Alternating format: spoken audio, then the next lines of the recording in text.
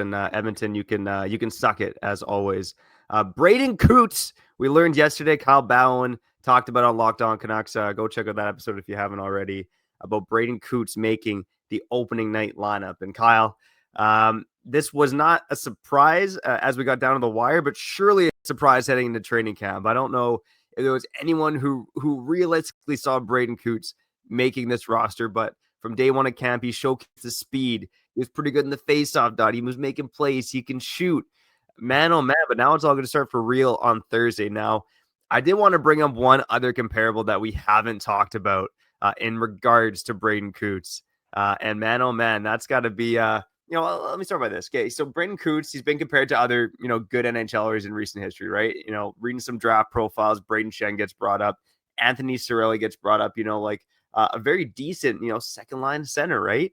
But one of the comparisons in terms of 18-year-olds that surprisingly made the team out of camp, one of the big ones, probably the biggest one, Patrice Bergeron of the Boston Bruins, another young right shot center, slightly undersized at the time, drafted 45th overall in the 2003 NHL draft. And lo and behold, he had a great camp with Boston that offseason, that training camp, I might add. Plays for the Bruins in 2003-04, just months after being drafted, and puts up, a very respectable 16 goals and 39 points in 71 games.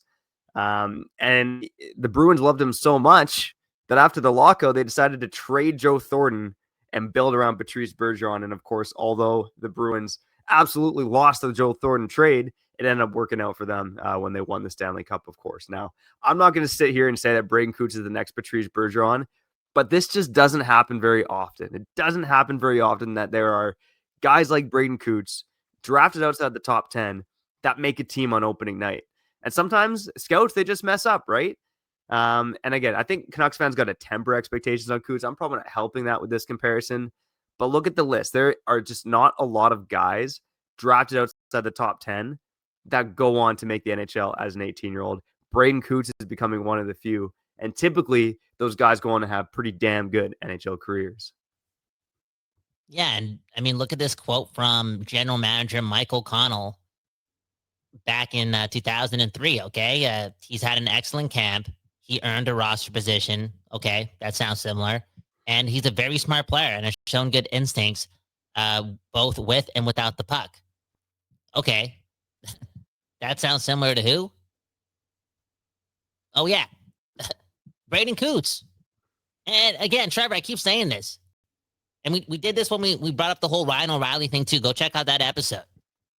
Because I know it's like mission impossible for 18-year-old athletes to make the NHL. Pretty much. If you're not drafted like one or two, ain't going to happen. But Trevor, you and I, come on. I work at a Club 16 Trevor Linden. You do P90X. You still have a DVD player. I don't even know how you're playing P90X.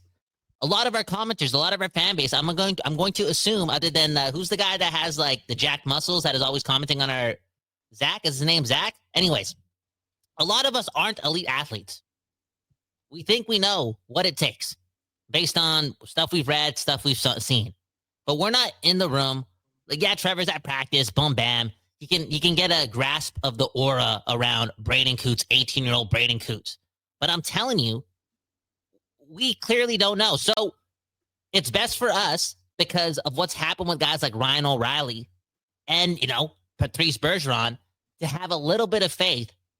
I know as Canucks fans, faith and, us don't really, come together and make love. But let's have a little bit of faith here that we got it so right with Braeden Cootes, that we somewhat won the NHL draft by picking this guy at number 15.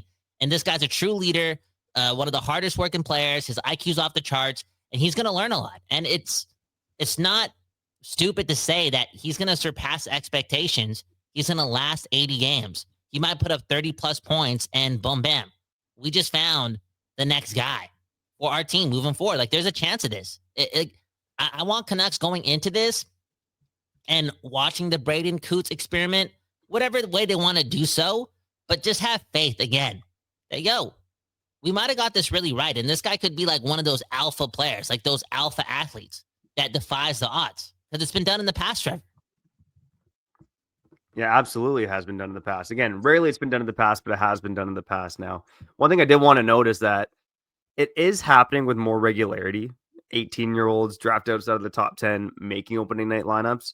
It's still not common, right? Like you had Jet Luchenko last year from the Flyers, played 4 games, went back down. Like that could absolutely be the case with Coots too, right? You had who else? Cole Sillinger from a couple of years back make the team as an 18-year-old. And this year, I don't have the list in front of me. The Coots and is it Ben Kindle from the Pittsburgh Penguins? Both guys dropped outside the top 10 making rosters on opening night. So it is happening with slightly more regularity. It is a younger man's game nowadays. But that being said, it does not happen often. This is still not a regular occurrence in today's NHL, especially playing center. But look at a guy like Cole Sillinger, right? Like he makes the Columbus Blue Jackets as an 18-year-old, and he wasn't like a top elite prospect, but he's learning from like Rustislav Klesla and David Vaborny. You know what I'm saying? Like this Kittle guy, he's learning from Sidney Crosby. And Braden Coots, I'm telling you, like this matters a lot. I don't know if Braden Coots makes this team if Quinn Hughes isn't the captain of this team.